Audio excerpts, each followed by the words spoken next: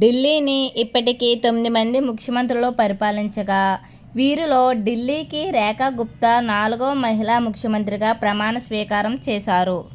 మొట్టమొదటి మహిళా ముఖ్యమంత్రిగా సుష్మా స్వరాజ్ 1998వ సంవత్సరంలో పనిచేశారు. అదే సంవత్సరంలో డిసెంబర్లో రాజీనామా కూడా చేశారు. కాంగ్రెస్ పార్టీ తరపున అతి తక్కువ కాలం పనిచేసిన మహిళా సీఎం. ఢిల్లీకి రెండో మహిళా ముఖ్యమంత్రిగా షీలా దీక్షిత్ గారు 1998 నుండి 2013 వరకు కాంగ్రెస్ తరపున అతి ఎక్కువ కాలం పనిచేసిన మహిళా ముఖ్యమంత్రి.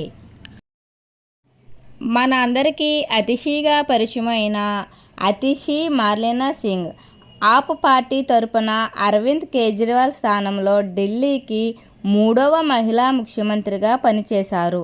28 రాష్ట్రాలు గల భారతదేశంలో ప్రస్తుతం దేశంలో 2 మహిళా ముఖ్యమంత్రులుగా ఉన్నారు.